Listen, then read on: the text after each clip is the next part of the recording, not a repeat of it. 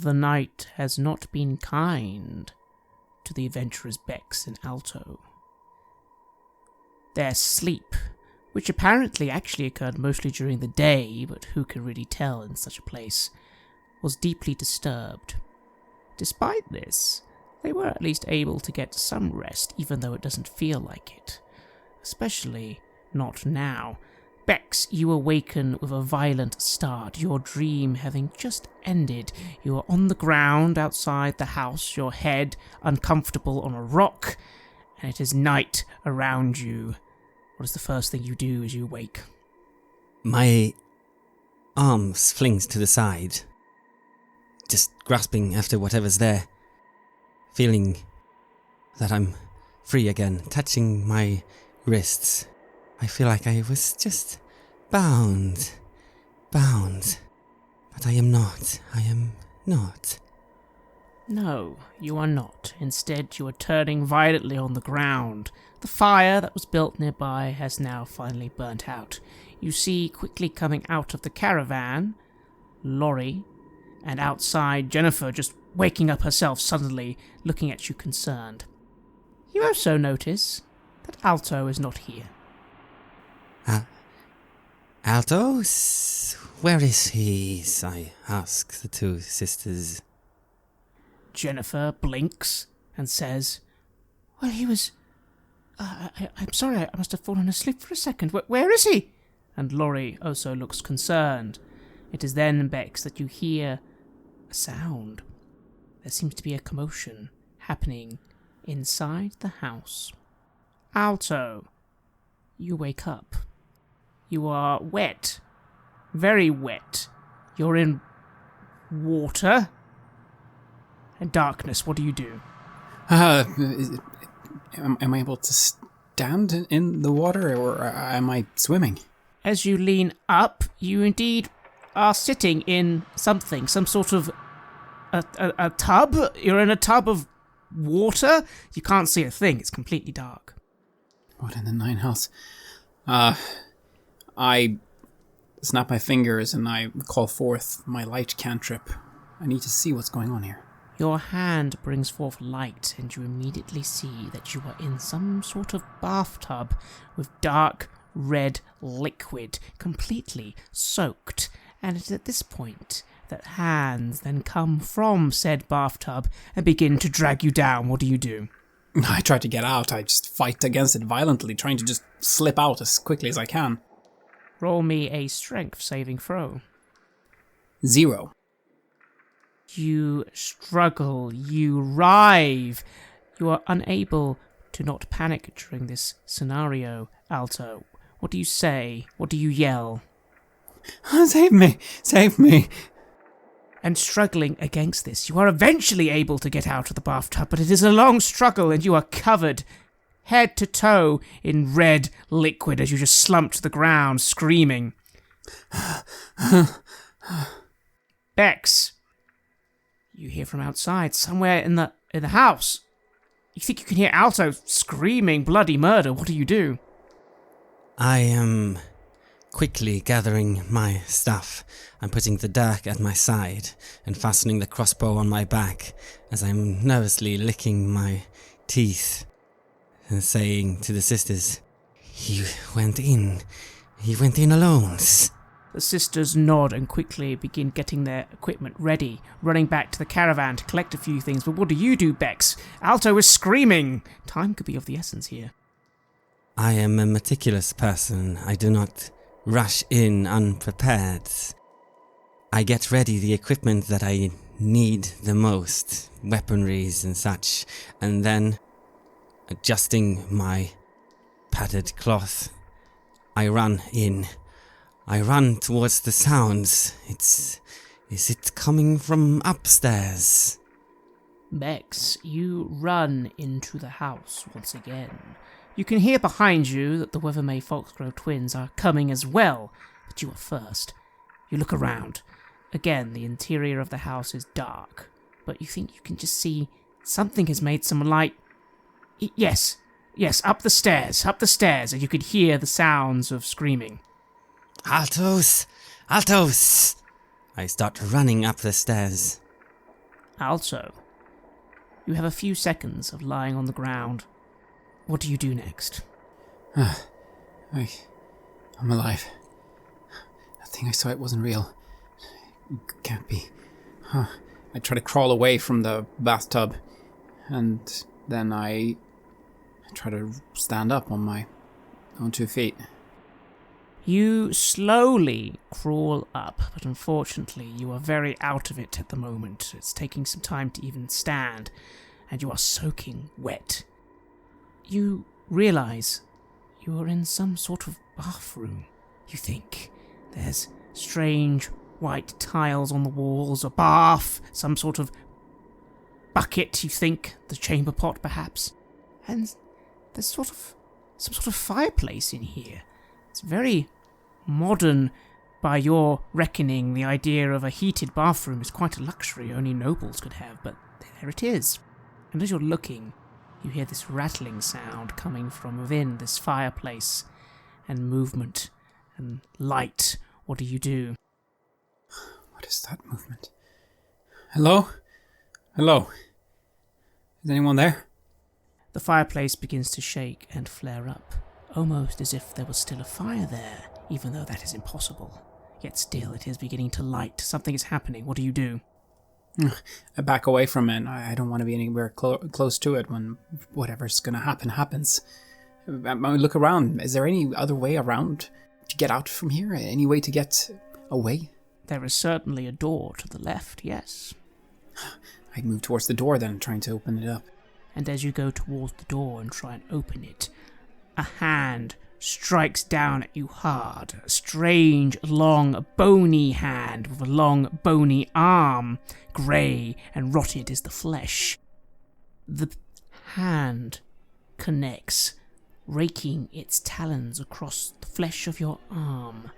Please take 10 necrotic damage, and then roll a Constitution saving throw. 4. Your permanent health is lowered here by the damage you have just taken, unfortunately. You feel a stinging in your arm.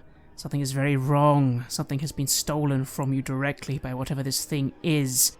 You turn to look to the fireplace to see a shape, a hideous spectral shape emerging from within.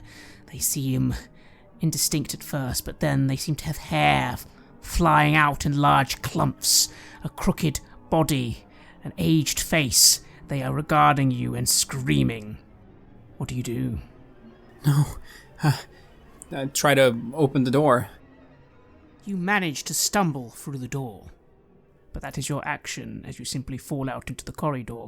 Bex, as you rush up the stairs to this second floor, you look around. Again, the hallways go left, right, but you think to the right. You hear noise as you go round and you see dead ahead, down a corridor, Alto, falling out of a room. What do? I instinctively throw a firebolt above his head in case something is pursuing him. Indeed, you fling a firebolt directly above Alto's head in the corridor. Above, the ceiling ignites in flame, flashing wide, illuminating the whole area for a few seconds. The fire begins to very quickly go out, but for the moment there is now light in this corridor. Could you please roll initiative now, everyone? 17. 15. Alto, it is your turn. You are surprised to see, first of all, Bex down a long corridor. He fires a firebolt directly over your head, igniting the ceiling temporarily in flame and fire. It seems to be going out rather quickly, but for the moment you no longer need your light cantrip. You look directly behind you and see, rushing towards you, this hideous spectre. What do? I run towards Bex. I need to get as far away from this thing as possible. And so you do, running down the corridor at full speed, attempting to escape this being. You reach the end of the corridor. Is that the end of your turn? If I am able to turn around and unleash an attack upon it, I will do so. You are. Then I will have my revenge, and I cast the most powerful spell that I have. I cast a fireball directed straight at it. I have no idea if it will do anything, but the other spectres, they seem to be affected by fire. Maybe this will as well. And unleash it on the thing that attacked me. Indeed you do. A great fireball erupts from your hands down this corridor. The entire corridor for a moment is engulfed in flame, adding to the fire damage created by Bex. There is now fire everywhere down this corridor. The door to the bathroom falls down and begins disintegrating. Please roll your damage. 23. And what is the DC saving throw? Dex 15. For a moment, Alto, you feel vindicated. The damage you've caused is immense, surely.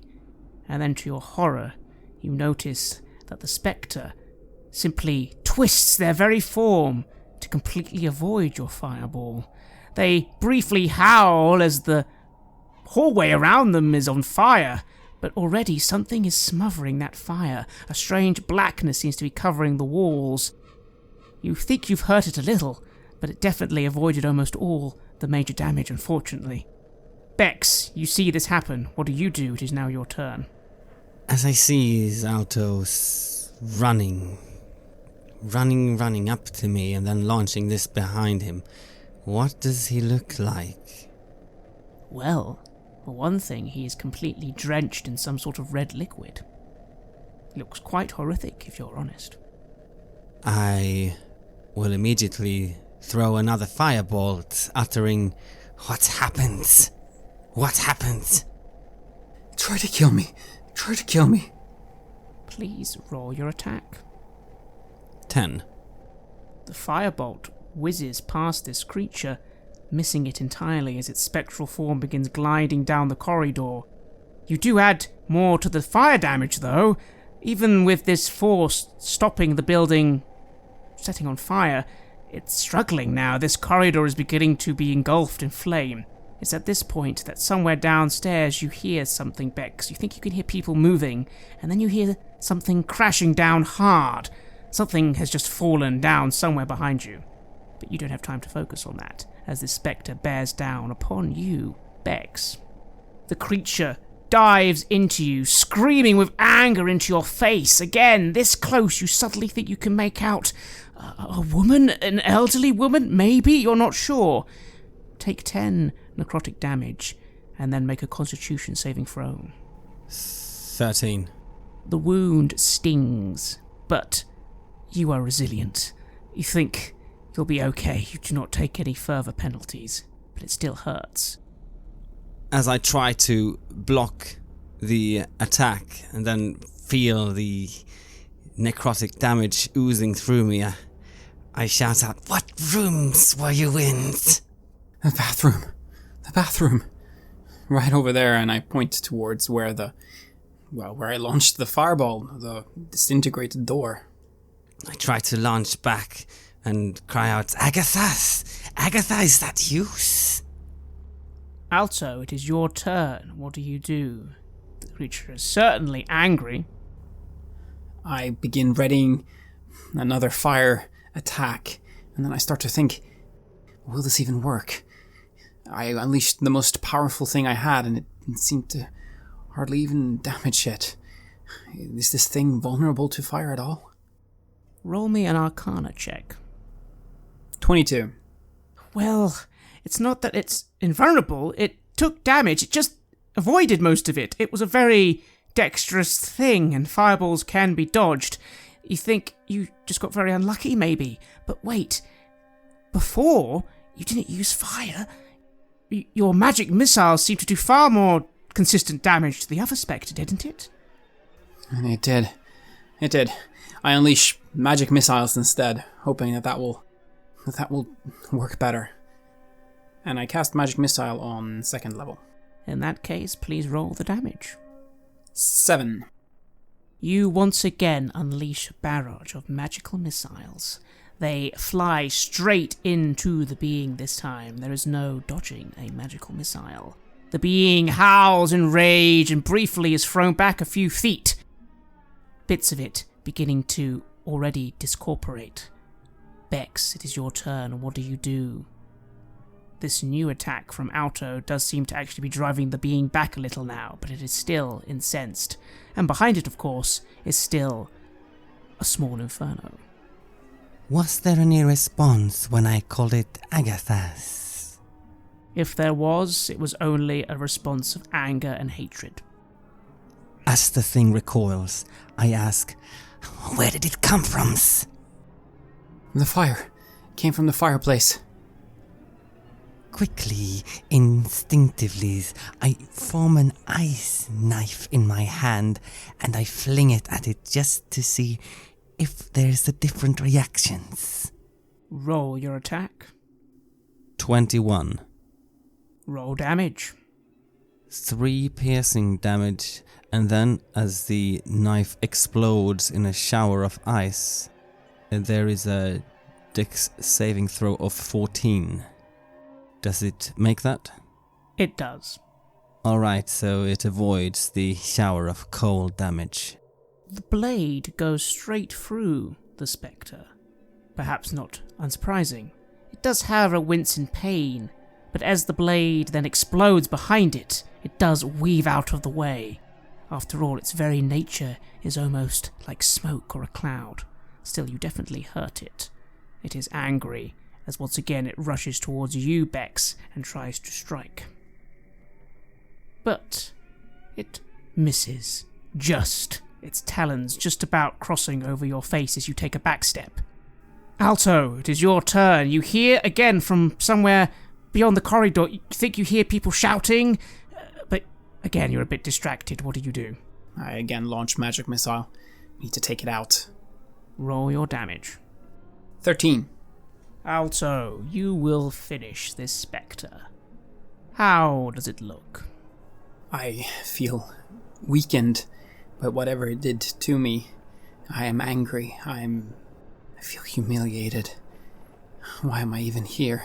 In this place? I have to get out of here. But first this thing. I have to take it down. And I, in anger, unleash these magic missiles, hoping to obliterate this enemy.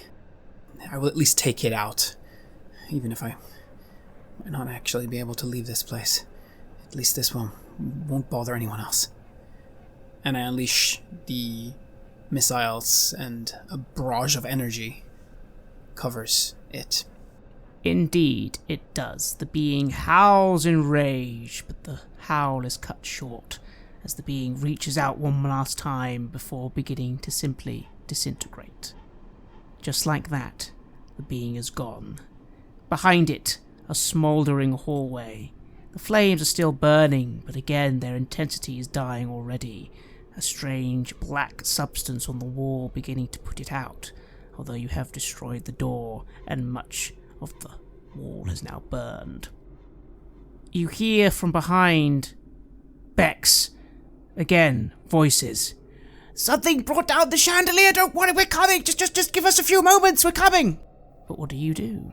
I am still standing ready to fight and attack again, but as I see the thing disintegrating into nothingness from the magic missiles, I take a moment to lean back just to look to where we came from. As you do so, you notice something. You are standing in a hallway that seems to go straight onwards, leading to this now smouldering entranceway to a room, apparently a bathroom, according to Alto. There's another door to the right, but where you are, near the big staircase you've just gone up, you do notice sort of just to the left of you, if you step, there is actually another staircase going up again. And on this staircase, as you just sort of step back and start looking, you catch a flash of a purple dress. Someone is up the stairs, just turning from out of sight and going up those stairs. What do? Upstairs, Alto, see? It's not done yet. And I start running upstairs. Bex begins moving up this new stairway, heading up further. What do, Alto? Yeah. It's not over. I have to stop this. Whatever it is. I follow.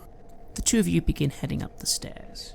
You can hear behind you what you assume must be the twins shouting something, but they seem far away. Perhaps there's an obstacle in their path. It doesn't matter, you head upwards. All around you, you realise you can hear a dull humming sound, or a buzzing, a wailing? Hard to tell. It seemed to start as soon as you began setting fire to things. How strange. But you emerge onto another floor. You step through a door you realise was open, and then just behind you, you hear the door slowly click shut. What do? You are in a hallway. There is a turn to the left, and there's also a big large door right in front of you, but the door you've just come through, the stairway door, has closed behind you. This... What were you doing in the bathrooms? I woke up as from a dream. I don't know what was happening. I dreamt bad things, very bad. You were brought there, yes. Something wanted you to be there. Maybe that one we destroyed was indeed Agatha's. Things are moving fast. I look at this big door in front of me, trying to give it a push. When you push it, it does not open, but you notice on the front there is something. Some sort of circular pattern, as if there is something that was supposed to be drawn there. No, there is something drawn there, a circle, but there's something in the middle that looks like it's been rubbed away, you think? It's a bit tricky to tell. What's this? I look closer at what's been rubbed out. Was it some sort of drawings, a carving? Roll me an Arcana check. Both of you can, if you both wish to look at this door. I do. 14. 12. Both of you can tell this is a magical seal. But what sort of magical seal? That's tricky to tell. You, Alto, are a bit lost and distracted, for you are still soaking wet. Although you have warmed up a little due to the fire. Bex, yes, this is a symbol of some kind. Something was drawn on this door, but you can't quite tell what. Lady Silverus? Are you there? You hear a laugh from somewhere far away, but nothing else. I squint and I look at the symbols. Magic seals, Altos. In the name of Ezra, god of the mists, I command the opens. You do this and nothing happens. Alto, you can roll an insight check if you like. 17. Why would that do anything? That wouldn't do anything. Of course it wouldn't. It's a seal. It's a seal, isn't it? A seal to make the door not open. It's a spell that's been cast on the door. You think normally, well, dispelling can get rid of a seal, or in this case, maybe if you redid the seal? Because they've rubbed a bit of it out. That must mean that the rubbing out of the seal was what sealed the door, you think? Maybe. I try to redraw the rubbed out part then. Well, it's a bit tricky is the issue, because you don't know what the symbol in the middle is supposed to be. I mean, you see a bit of a shape to it, but... Although, you do find yourself wondering... Ezra. For some reason you're thinking of the word Ezra. Mist. Ezra. Does that mean anything to you? Bex, Ezra? That's what they said, the god of the mists. The symbol was the belladonna. Belladonna? Alright. How does that symbol look like?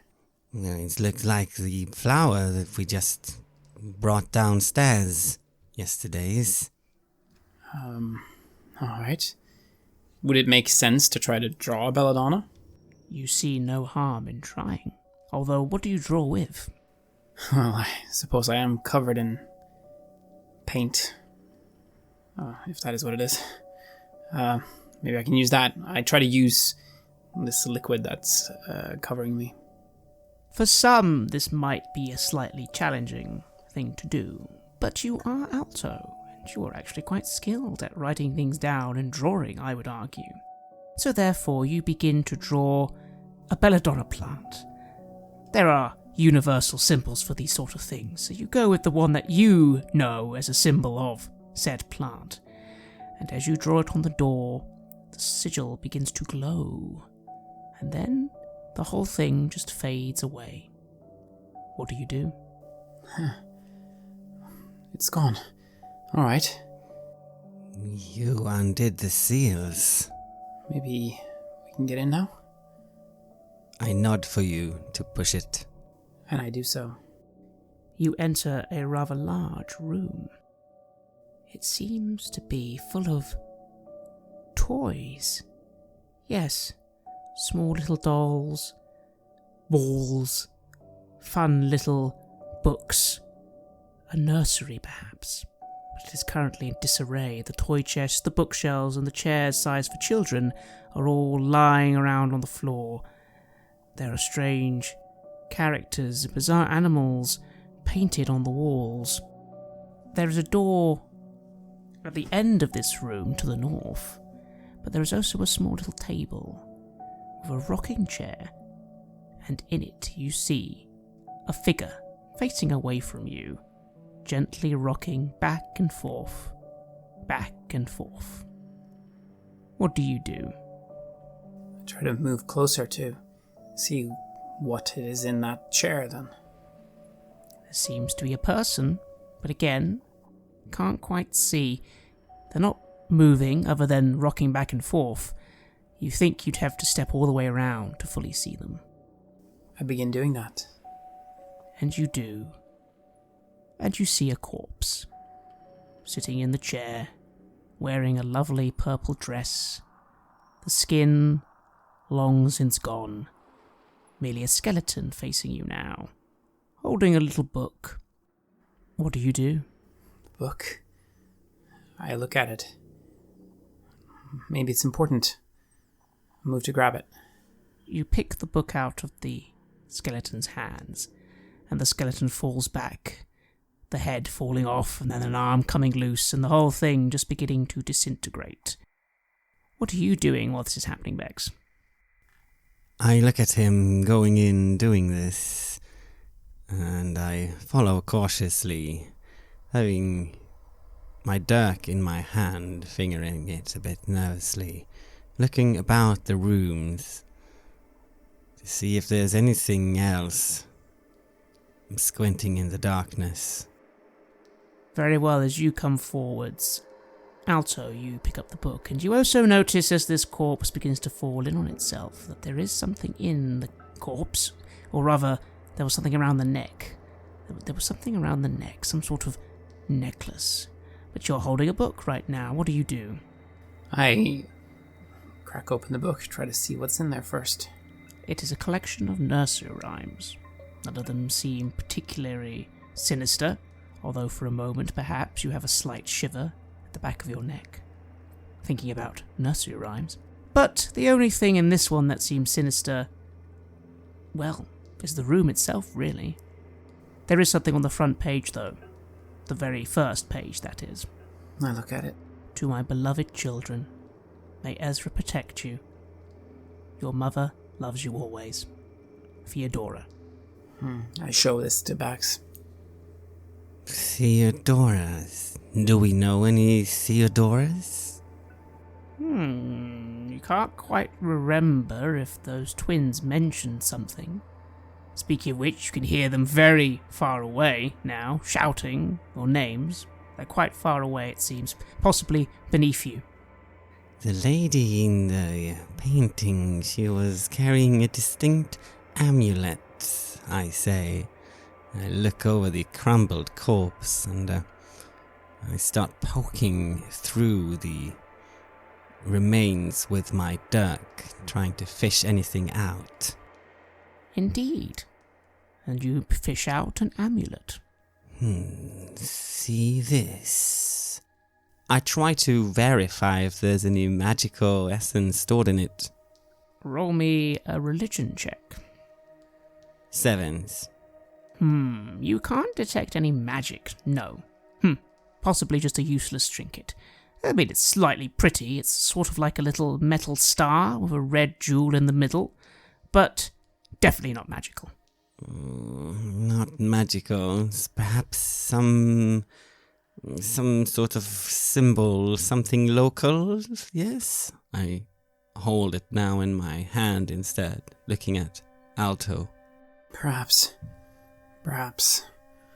And I look at the book that you're holding. More bedtime rhymes. Seems like we have something often occurring to us. Spirits and rhymes. Isn't that fun, Altos? The room is beginning to shake, ever so slightly. You notice as you're speaking that strange blackness you saw earlier seems to now be coming through the entranceway and just snaking itself around this room, almost exploring this area. You hear a discordant wail from somewhere within the house, the sounds of children beginning to cry. What do you do, Alto? I look to Bex. What do we do? Well, sing them the songs. I look at the nursery rhymes. They are nursery rhymes, quite common ones. The goblin goes to market, the wizard's having his tea. Well, nothing about them seems particularly special to you. Although as you're looking, you think you notice something out of the corner of your eye. The skull. The skull hasn't disintegrated yet, and you swear you just see for a moment it move and whisper into your ear, even though it's nowhere near your ear. Use it to help. Use it to help. Use what? The room begins to shake. You hear laughter from outside. What do you do, Alto? You have this book. Bex is holding this amulet. I'm at a loss. Come on, let's go. To free up my hands, I put the amulet around my necks. And then I try to quickly realize if this is part of the house that is built, or if this is an old foundation, like the towers. The room is definitely a modern construction. There is nothing castle about this. I am hurting a bit from the necrotic damage of the shadow, and as Alto starts moving, I try to snatch the book from him. You do so. What do you do next? I try to sing one of the soothing lullabies that's in it, and saying, "Come now, children, listen to your mothers," and then I start singing. Bex, you begin singing a lullaby. Alto, what are you doing? Were you still heading for the exit? Yes. I need to try to find the twins. You begin leaving the room, noticing again these black tendrils beginning to snake into the room, peel the wallpaper, fling the toys in the air. Again, the house is moaning, the floorboards are creaking. Bex, you sing this lovely, lovely little melody, and in response, the table in the room flies towards you. What do you do? I fling myself to the side. Roll a dexterity saving throw. 19. You manage to skillfully avoid this furniture as it flies towards you. Sadly, the book does almost fall out of your hands. Again, looking around you, this entire room seems to now be being taken over by this strange blackness. It's everywhere, like a spider web, just destroying this room as the floorboards creak and move, and the wallpaper is peeling off. It's almost as if there's something beneath it. You notice at this point that Alto is swiftly leaving this room. What do you do? I'm rushing after him, but now with a louder voice I'm trying to finish and sing one of these lullabies.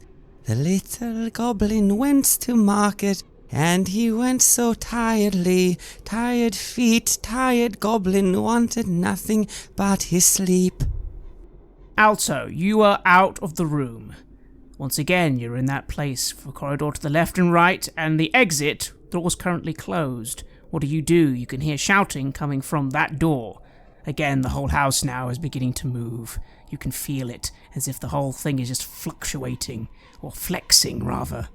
I move towards the voices, towards the door then, trying to get to them. We need their help. I have no idea what to do. The door doesn't open, but you suddenly hear from the other side a large impact sound, and then again, and then suddenly the door bursts open before you, and Laurie and Jennifer are there. Ah! So sorry, well, the chandelier fell down, and then this door wouldn't open, and what have you two done? What have you done? We destroyed a shadow creature of some kind. I think we have to get out of here. This place is coming apart. Yes, that does seem true, but again, I don't understand what's going on. Jennifer's like, yes, no, Spirit, have we done what you wanted? Was this what you wanted? At this, you then see before you, Alto, on the wall, behind you, writing begin to appear. The house is coming. You have done enough. Basement. Hurry to the basement now. The basement? The basement. We have to get to the basement. It seems. Laurie sees this writing appear as well and nods, giving you a hand quickly through the door. Jennifer looks to you, Bex, looking a little confused. You, on the other hand, are singing your nursery rhyme. You hear something. There's a voice. It's saying, "The little goblin went to market, lost his head, lost his eyes. The little goblin went into the wall, and soon you too shall die." What do you do, Bex? I try to sing louder than the voice, putting the book down. I look very angry and annoyed at this taunt, and I sing, "The little goblin didn't like spirits. Spirits in the walls make sounds. Little goblin threw his fire and burned the mansion to the ground." A hand erupts from the wall itself, splintering the wood. Beyond it, a figure, clad in black armor with a skull helmet, reaches out with his gauntlet towards your neck, Bex. You manage to sidestep from this thing just in time, but what do you do? Do the other start running? Jennifer leans forward, and if you let her, is about to grab you and pull you through the exit door. But what do you do? They're all running down the stairs at this point. I stick out my tongue at the shadow and I let myself be pulled back. You are yanked back through the door as this being emerges from the wall and just misses you. However, in response to your taunt, it merely laughs louder. You are now all running down the stairs. At least that seems to be what Jennifer and Laurie want to do. Alto, what do you do? I follow them. They know what they're doing. They begin moving down to the bottom level. What of you, Bex? If you look behind you, you will see a being at the top of the stairs above you, and several other beings as well. What do you do? I try to make them out. You can't tell. That dark shadows. If you wish, you can stop running and look at them, but you wonder if that's safe. No, I should probably go with the others, but I'm still working hard, try to figure out in my mind what it is that's going on here, who is who, and what is what. Who was being put inside the walls? It certainly is confusing, but things are rapidly escalating. If you all continue, you will make your way down to the bottom floor. You both notice at this point what happened to the twins. A large chandelier, one of the ones hanging from the very high ceilings, fell down on the stairs. They seem to have moved it out of the way, but it must have blocked their progress. As you all emerge downstairs, again, the house is just moving and grinding, and Alto, you swear you could almost see ripples in the wallpaper. Ripples, as if it was water. At this, Laurie turns to you, Alto. Right, basement. Well, I haven't seen any basements so far. How much of the house did you see down here? I tried to jog my memory. What did we see? Did we see anything that could indicate that there's a basement around here? Any ways it's down there? No, but you also largely went to the left. You never went to any of the doors on the right. There's one door right now. We checked on the left. It's not there. Maybe one of the ones here on the right? Laurie nods, leading the way. Jennifer coming behind you. Bex, what are you doing? I'm shouting at the shadows. Who of you was it put us in the walls? Was it yous or was it the ladies? The shadows respond in laughter and garbled words. I am in a bit of a fury. I'm just really angry. I'm not making sense of anything. I'm just frustrated and at the same time in a strange kind of rush. I'm just following after the others and letting them make the clever decisions while I'm having fun and being scared at the same time. Alto, you are following the closest behind Laurie as she kicks down the door leading to a dining room. You've been in this dining room before. You recognize it immediately, although it was far nicer in the dream. At least the decoration was nicer. There were other things in the dream that were very unpleasant. Still, you recognize this room. There's a door to the south, and then you see a door kind of half open to the north, and you think you can see another fireplace, and your mind thinks, wait, dining room? Kitchen? Maybe there's something there. The kitchen. Let's go there. It must be one of the adjoining rooms. Alto, you run forward, finding yourself indeed in an old grand kitchen full of stoves, a fireplace, larders, and stairs going down. This is the way. The stairs. Yes, that must be the basement. Alto, as you're about to move down, the floorboards start shaking, and from beneath, clawed hands begin trying to reach for you. What do? I try to avoid them as I move towards the stairs down. Roll a dexterity saving throw. 4. You try to avoid these hands, but one of them just grabs your ankle and just holds on tight. Bex, you see Alto moving forwards, and then suddenly a hand erupts from the ground, grabs his foot, and is trying to drag him through the floorboards. What do? I'm running up to the floorboard that is loosening, and I'm trying to stomp it back into place, trying to squish the hand where it is. Roll a strength check. 15. You stomp down hard on whatever this hand is. Thankfully, it seems more solid than some of the things you've encountered. And indeed, the hand lets go. Bex, as you look behind you, you notice that it seems Laurie and Jennifer are also having a little bit of trouble. There are strange things starting to come out of the walls. Hands, legs, things. You can't really see what they are, but they're trying to drag them in.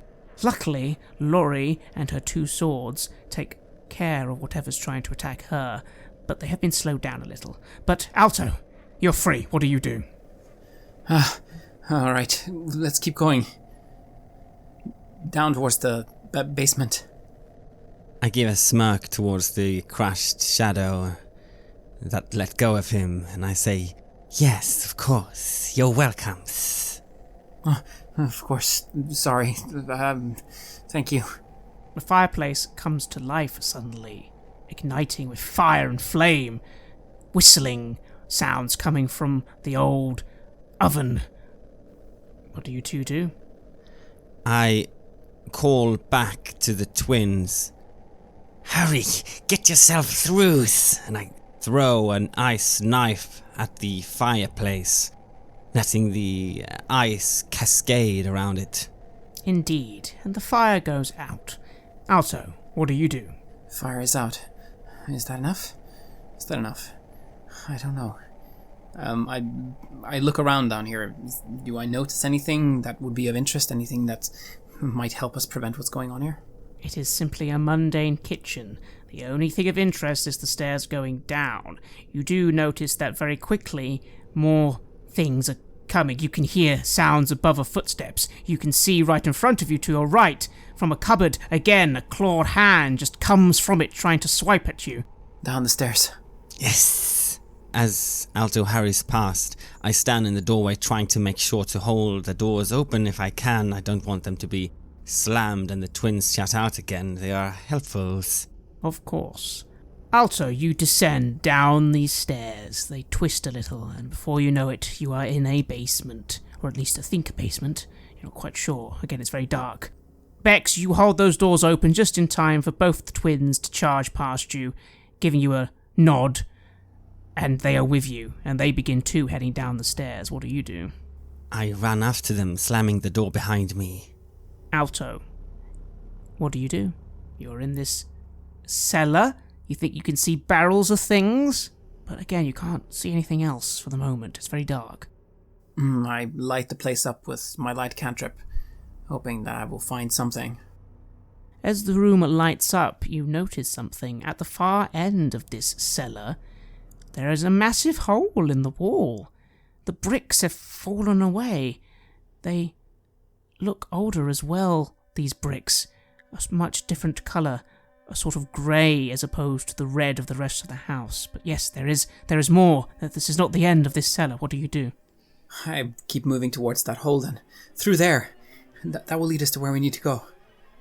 You move through this hole. Bex, you see Alto suddenly moving forward through a dark cellar, heading towards a large hole in the wall. Yes, the bricks. I saw the bricks. Did you also dream of the bricks? I think so. I'm not sure. It was bad. Maybe they have been let out. Maybe the spirits in the house are the people who were bricked in. They are now let out. I go up and I look at the bricks and the holes, see if it rings any bell, see if it's similar to what I dreamed of. It certainly does ring a bell, and as you're looking at and admiring the stonework, one of the bricks comes loose, and from beyond you can see a hideous rotting face trying to claw through the wall. What do? I flinch, and I jump back. And you do so, and it's fine because it can't come through. Not yet. Again, the walls are beginning to shake. Bricks and mortar are beginning to slowly come loose. As you are doing this, you feel Laurie give you a push forward. Don't just stand there, Bex! Quick! We need to get to the basement! There must be something there. The spirit's guiding us there for a reason. Jennifer comes behind her. Yes, although I don't know, something about this feels wrong. Something about this feels a little wrong. As you're pushed forward, Bex, you'll join Alto in this next chamber. You see now all the bricks are old and grey. This is a far older place. You can feel it. There is a dust in the air that reeks of age. You think you can see a section of circular tower. It occurs to you that you could be right beneath the tower above right now. And then there are stairs kind of going down from here, but these stairs slowly become what look like more natural stonework, natural underground cavern, if you will. What do? I look around. This looks more natural. Yes, then the house then? Natural cavern? Is this what it was built around?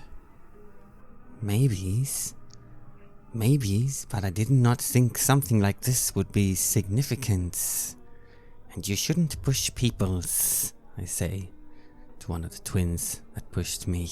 Jennifer looks to you, about to say something, before 5 or 6 arms attempt to grasp around her.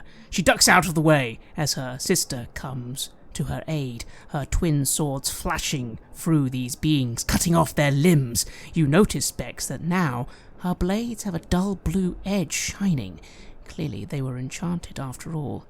Jennifer lays down then some sort of sigil on the ground, and you see a wall begin to form in front of everyone, blocking the north. You turn, Alto, to see just being blocked off are strange beings. They seem to have come from the walls. They move as if they are made of sludge or liquid, but you realize it's not because they are made of sludge or liquid, but because they are missing bones. They are like boneless piles of flesh, and they're starting to beat down on this wall. As you see this, both Laurie and Jennifer begin fighting several beings that begin erupting from the walls. As this is all happening, Laurie just looks to you, Bex, and says, "Keep going! We'll hold the line here! Quick, quick, quick, to the basement!" No times, I say, and I just start rushing into this cavern then. And I follow. And the two of you rush forwards, leaving behind for the moment the twins, although they do seem to be holding the line. But for how long? Who knows?